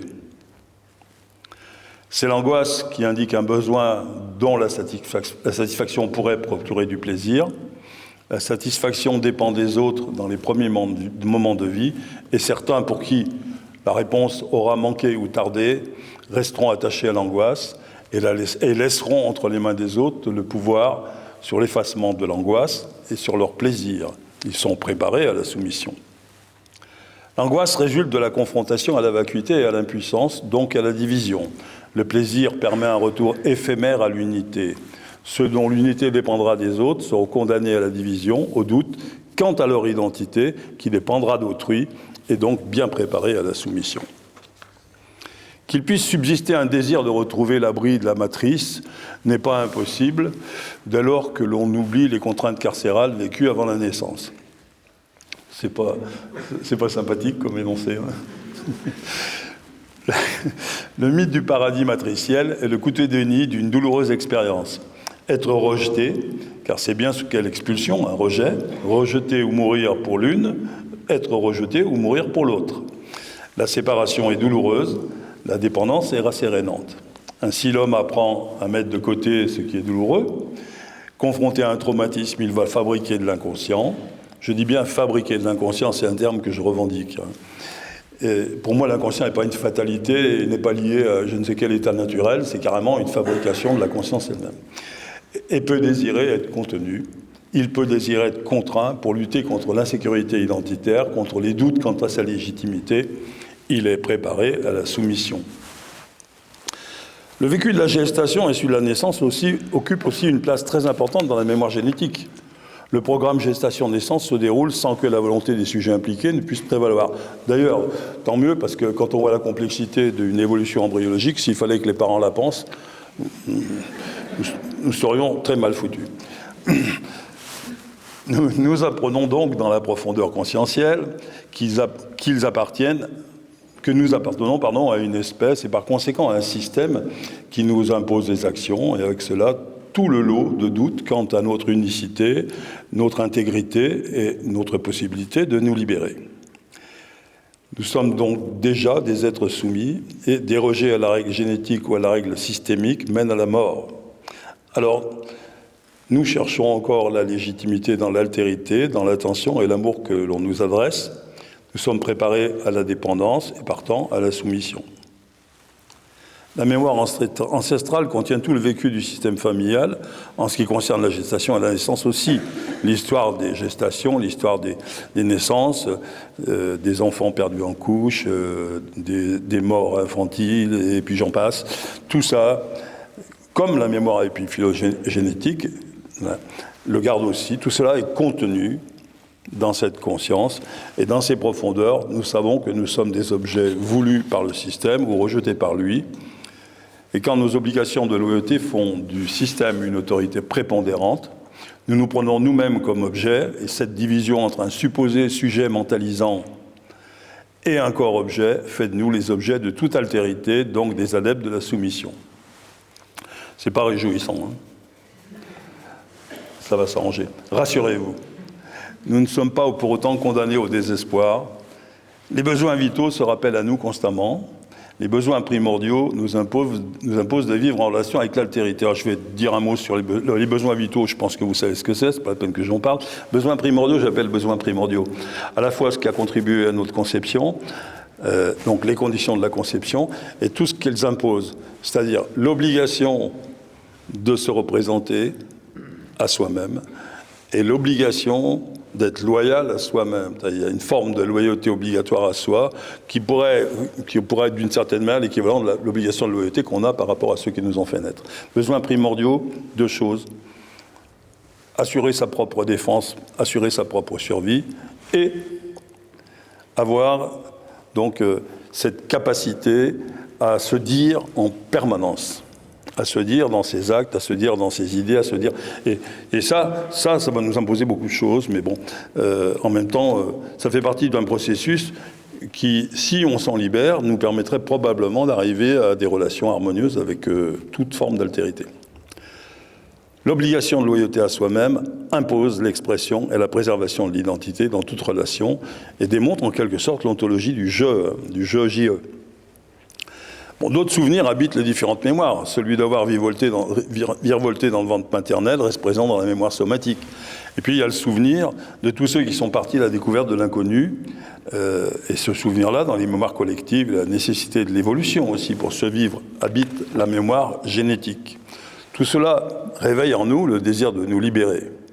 Nous sommes divisés entre deux pulsions, celle d'être contenu, celle de se libérer. Cependant, le voyage d'Ulysse a ce défaut rédhibitoire qu'est le retour à Ithaque. Puisque tout cela est d'abord vécu dans le corps, j'affirme en tant que praticien du corps que c'est là qu'il faut commencer le processus d'équilibration de ces deux tendances. Je dis bien d'équilibration des tendances, je ne dis pas de refoulement ou de rejet des tendances, ou je ne dis pas qu'il faut les opposer, mais les équilibrer. Il s'agit d'un conflit intérieur Et comme tout conflit, il peut se résoudre de manière créative en faisant émerger un paradigme nouveau qui comblera la faille identitaire à laquelle tout individu, semble-t-il, est exposé. Quand je dis de manière créative, en faisant émerger un paradigme nouveau, je soutiens l'idée, et depuis des années je me bats pour faire passer cette idée, que le conflit est toujours l'indicateur de quelque chose qui doit naître. D'accord ? Nous sommes en opposition parce que quelque chose nous oppose, et la chose qui nous oppose, c'est ce qui n'est pas encore né de notre coaction. Par la pratique de l'aïkido, nous apprenons à maîtriser les réflexes de fuite, d'agression défensive. Nous apprenons à ne pas céder aux réflexes primaires de retrait et à éviter la sidération. Nous apprenons à ne pas menacer quand nous sommes en danger. Ce sont les premières étapes, et quand elles sont accomplies, nous découvrons le réflexe le plus dangereux, le plus pernicieux, celui qui fait que l'on choisit la mort plutôt que le combat, le réflexe de soumission et son corollaire, réflexe sacrificiel. Le combat nous apprend que dans le conflit, aucun réflexe n'est bon et que seule l'expression d'un geste inconditionné, indépendant de l'attaque, est efficace. C'est une chose que l'on démontre dans les dojos en permanence, ceux qui pratiquent le savent. Okay, c'est pas les conditions de l'attaque, c'est pas la forme de l'attaque qui définit la façon dont je vais me comporter en face. Je ne réponds pas à l'attaque, j'agis indépendamment des conditions de l'attaque. Et on l'exprime, je l'exprime, et Maître Kobayashi l'exprime toujours de cette façon, une règle absolue en Aikido, il ne faut jamais défendre. Alors, vous avez sûrement lu dans des endroits divers et variés que l'aïkido est une technique de self-défense. Maître Kobayashi disait, les gens qui disent ça font la preuve qu'ils n'ont absolument rien compris. On ne défend jamais. Et on ne se défend jamais. L'aikidoka dirige toutes ses actions vers le centre de celui qui est en face et qu'on va nommer le partenaire, et non pas l'agresseur, ou non pas l'adversaire. C'est-à-dire que symboliquement, il s'adresse à ce qui est inconditionné en lui. On parle à son esprit. D'accord ? Maître Kobayashi disait « Tamashii na itodame », ça veut dire « il faut absolument impliquer votre âme ». Okay ? Alors, nous avons une pratique des armes, différentes armes, et du corps, du taijutsu, mais tout porte le même nom, d'une certaine manière, misogi. Misogi, ça veut dire, c'est un concept qui véhicule l'idée que l'on pourrait nettoyer son corps, le purger de tous les réflexes nuisibles à l'harmonie des relations et à la liberté du sujet. Okay ? Les réflexes naturels ont une utilité, bien entendu. Vous marchez dans la forêt, une branche morte sur un arbre tombe, vous l'évitez par réflexe, et tant mieux. Vous êtes poursuivi par je ne sais quel prédateur, vous courez, il vous rattrapera peut-être quand même, mais vous courez, tant mieux. D'accord ? Mais ces réflexes-là ne devraient pas s'appliquer entre les humains. Okay. Donc je dis bien réflexe nuisible à l'harmonie des relations et à la liberté du sujet, et je parle non seulement de la liberté qu'on peut acquérir par rapport aux autres, mais surtout de la liberté qu'on peut acquérir par soi-même. Parce que quand on est en proie au réflexe, on n'a aucune liberté. Donc, purger le corps des réflexes défensifs agressifs, c'est accepter de se confronter à la peur, sans filtre, c'est-à-dire sans l'illusion de pouvoir dominer, ce qui remet en question son identité, son intégrité et sa légitimité. C'est à ce prix que l'on peut combattre efficacement la peur, toutes les peurs qui s'enracinent toutes dans l'ignorance de son propre esprit. Celui-ci peut s'inscrire dans la réalité par un « je » inconditionné, libre, et il l'est parce qu'il n'utilise aucun des moyens langagiers, aucune pensée.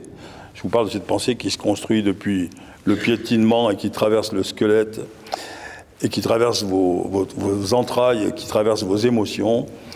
Il n'est le fruit d'aucune épigénèse. Ce jeu ne se représente pas, il vit par le concours qu'il apporte à la résilience du monde, à sa transformation, à son évolution. Il parle la langue universelle, la langue prébabélienne, celle du corps. Le corps, parce qu'il permet le travail, est le moyen dont nous disposons pour participer au mouvement constant de développement de l'univers, qui est par excellence le moyen de se libérer. Être doté d'une pensée sur soi ne doit pas nous diviser, Être doté d'un corps ne doit pas nous diviser. L'humain n'est pas condamné à osciller entre deux formes d'altérité à soi-même. Le conflit intérieur est comme tous les conflits pourvoyeur d'énergie vitale d'abord, sans laquelle il n'est aucune conscience. Cette énergie est la nourriture de la création que tout conflit porte en soi. Le conflit est une matrice, l'indice d'un à naître. Pour entendre cela, il nous faut observer le conflit initial, celui qui nous divise intérieurement entre une identité ontologique et tout ce qui apparaît à nos consciences comme du non-soi et qui pourtant nous fait vivre tout ce qui provient de l'altérité. Ce qui doit naître de ce conflit essentiel, c'est la prise de conscience de l'être en soi, du jeu inconditionné, laquelle se réalise individuellement par le travail et collectivement par la démocratie. C'est pourquoi il faut réinterpréter le trop fameux « tu mangeras la sueur de ton front ». Travailler serait lutter pour sa survie. Moi, je dis non. Quand Ueshiba Morihei Sensei dit « prenez votre adversaire sur votre cœur », il nous propose cette réunion de ce qui est et de ce qui nous fait exister. Cette réunion, ce retour à l'unité, est possible dans l'acte transcendantal qu'est le travail. Travailler en japonais se dit « ataraku ». Kobayashi Sensei, qui était un as de la catachèse et qui enfonçait des murs d'objections avec un détachement absolument extraordinaire, utilisait l'idée du kototama. Et donc il disait, bon, ata, ça vient de ataeru, donner, et laku suru, être décontracté, être bien. C'est-à-dire que travailler, ça veut dire donner du bien-être aux autres. Nous sommes bien loin des violences qu'autorise l'injonction exigeant la sueur et validant la souffrance. Nous sommes tous légitimes, vous êtes tous légitimes. Chacun d'entre vous est légitime car en naissant, il a changé le monde. Le monde, après votre apparition, n'est plus le même qu'avant. Et vous vivrez tant que vous continuerez à le changer. Le prix de notre vie est de participer à la résilience du monde et à son développement. Les besoins primordiaux sont là pour nous rappeler cette évidence. Nous devons nous représenter à nous-mêmes pour être doués de conscience. Et pour cela, nous avons besoin des autres et de ce que nous avons en commun. Langage, concept, histoire, culture, etc. Ce paradoxe semble insurmontable. Pour être soi, il faut être de plus en plus autre que soi. C'est la chaîne qui a ramené Ulysse à Ithaque. Chacun doit se préserver. Ce devoir de loyauté à soi-même nous impose de répondre aux besoins vitaux et cette réponse, c'est le travail. Mais le travail consiste à modifier le monde et c'est un devoir au sens spirituel. Les besoins primordiaux unissent tous les êtres vivants dans un corps commun. Les besoins vitaux les séparent, les font individus et leur imposent de collaborer, assurant ainsi la cohésion du monde, l'un universel, malgré l'existence individuelle. Ou grâce à l'existence individuelle, à vous de le mettre dans le sens qui vous convient. Le fameux, donc, tu mangeras la sueur de ton front, doit être réévalué. Il ne s'agit pas seulement d'une réponse aux besoins vitaux, mais d'un moyen de travailler au développement du monde, et donc une réponse aux besoins primordiaux, l'accès à une dimension spirituelle. Depuis la petite enfance, le sujet humain lutte inconsciemment pour se libérer, afin d'accomplir ce devoir. C'est en donnant à cette tâche qu'il atteint son esprit, c'est en se donnant, parce que se donner, c'est la seule manière de se libérer, et qu'il l'inscrit dans le réel. Il inscrit son esprit dans le réel en travaillant. Il faut donc abolir l'esclavage spirituel. Alors là, je vais y aller fort, il y en a quelques-uns que M. Guillec, tout à l'heure, me reprochera d'être utopique. Il faut abolir l'esclavage spirituel. Il faut abolir le statut d'employé qui exploite la faille identitaire qui divise le sujet entre le désir d'être contenu et celui de se libérer. Tant que l'initiative du travail reste entre les mains d'autrui, parce qu'il répond au fatal « tu mangeras la sueur de », fatalité le restreignant à la réponse au besoin vital, il sera l'expression de la soumission. Le travailleur soumis est objet d'autrui et de soi-même. Tout sujet doit être propriétaire, c'est entre guillemets, de son travail et aussi de ses outils de travail accessoirement. Le travail doit devenir pour tous les moyens d'atteindre sa racine, de s'épanouir, d'être un acteur volontaire de la transformation du monde. C'est à ce prix et seulement à ce prix que l'on peut parler de démocratie. Ceux qui s'arrogent le droit de parler au nom du peuple ne doivent pas oublier que ce peuple est l'union des volontés et des aspirations de chaque individu. Le peuple est le corps unique de tous les individus et sa voix lui appartient. Cette voix du peuple est la seule qui comprend le mot démocratie et qui peut le prononcer sans être obscène. Cette voix, ce sont les actes dont le travail est la plus haute expression. Il remplit les deux obligations primordiales, se représenter à soi-même, être acteur de l'évolution du monde. Et celui qui s'approprie le travail de son hôte se nourrit du temps, de la vie et de la chair de celui-ci. Nous luttons pour que chacun de nos pratiquants retrouve son unité fondamentale. Il n'est qu'une manière d'y parvenir, c'est de remplir ses obligations de loyauté jusqu'à celle ultime, exercer son devoir spirituel. C'est un objectif que chaque individu pourrait atteindre en refusant toute forme de soumission, en refusant d'être employé de quiconque. Mon travail m'appartient, car ma vie m'appartient. Mon corps ne doit pas servir à autre chose qu'à mon devoir spirituel. Dois-je le redire? Pour moi, la spiritualité est comprise, c'était dit tout à l'heure par Denis Guillec, entre « suis-je sûr qu'aucune de mes actions n'est préjudiciable à quiconque et fais-je tout le bien que je peux faire ?» Alors, ni employeur ni employé, le travail appartient à tous, car la force de travail appartient à chacun. La démocratie est à ce prix. Alors, bien sûr, je ne suis pas aussi utopiste que ça. En attendant que le monde soit prêt, et là j'insiste, je dis bien, pour moi les idées naissent en bas et elles montent. Et quand elles ont atteint le niveau qui correspond à leur réalisation, elles se réaliseront. On n'y est pas. Ok. Mais en attendant que le monde soit prêt à former cette conscience commune, que pouvons-nous faire, si ce n'est s'y préparer, en exigeant d'être gouverné sans violence? Toute personne ayant un rôle politique devrait s'engager dans la recherche systématique de la démocratie, c'est-à-dire d'un mode d'action collectif qui va dans le sens de la liberté de tous sans exception, du respect de tous sans exception. Nous devons tous ensemble rechercher un idéal de gouvernance dont la substance sera éthique et le fondement de cette éthique, ce respect. L'acteur politique doit avoir oublié son ego, s'être donné au peuple qu'il est supposé servir. La politique doit venir une voie au sens du do, de Aikido, de Judo, de Sado, de Kodo, du Do. La démocratie interdit à toute forme du pouvoir d'exploiter la faille identitaire qui pousse à la soumission. La démocratie interdit toute lutte personnelle, toute concurrence entre partis. Elle sédimente l'idée de faire passer l'autre avant soi. Idée fondamentale de l'Aikido. L'idéal démocratique impose d'agir de manière absolument non violente, sous peine de basculer dans l'idéologie. Tout politicien doit lutter constamment pour ne pas devenir l'objet des idées. Celles-ci doivent naître d'une conscience partagée pour qu'il n'y ait ni acteur aveugle, ni acteur soumis. Un tel partage n'est réalisable que par des individus libres. Le partage conscientiel nécessite l'abolition des réflexes défensifs agressifs, autant dire l'oubli des égos. Être capable du partage conscientiel implique de retrouver l'unité individuelle en réunissant identité et altérité dans l'éthique. Démocratie et non-violence ne font qu'un. Le progrès en matière de gouvernance passe par la restitution du travail à celui qui agit pour le bien de tous.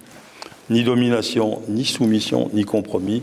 L'idéal démocratique doit être repensé constamment et c'est un rêve que nous pouvons faire tous ensemble et je vous y invite.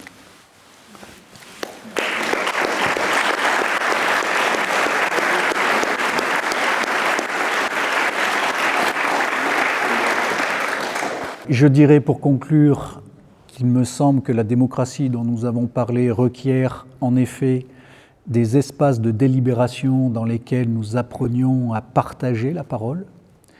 Lévinas disait que parler, c'est rendre le monde commun. Oui. C'est déjà une belle chose que si les institutions pouvaient reconnaître, et notamment les entreprises, des espaces de délibération dans lesquels les registres de sensibilité pourraient s'affiner et permettre ce dialogue qui rend le monde commun. En Aikido, il me semble que la grande force de l'enseignement de Maître Cognard, c'est de dire qu'il n'y a pas de démocratie possible tant qu'il n'y a pas de conscience partagée. Mais pour qu'il y ait une conscience partagée, il faut qu'il y ait deux corps qui soient capables de s'entendre, c'est-à-dire qu'ils ne soient plus prisonniers des failles identitaires dont nous sommes en train de parler et qui produisent des mouvements erratiques, des mouvements chaotiques, des mouvements qui viennent polluer la relation et empêcher que le corps à corps démocratique soit possible. En attendant, donc, nous voyons qu'il y a évidemment un long chemin avant d'en arriver là. Et donc, nous aurons encore longtemps à supporter l'État. Et pour conclure, je citerai donc Spinoza qui disait déjà au XVIIe siècle ceci à propos de l'État. La fin de l'État, la finalité de l'État, n'est pas de faire passer les hommes de la condition d'être raisonnables et libres à celle de bêtes brutes et d'automates. La finalité de l'État, c'est la liberté. Nous n'y sommes pas, peut-être bientôt. Bon, je vous remercie beaucoup de votre écoute.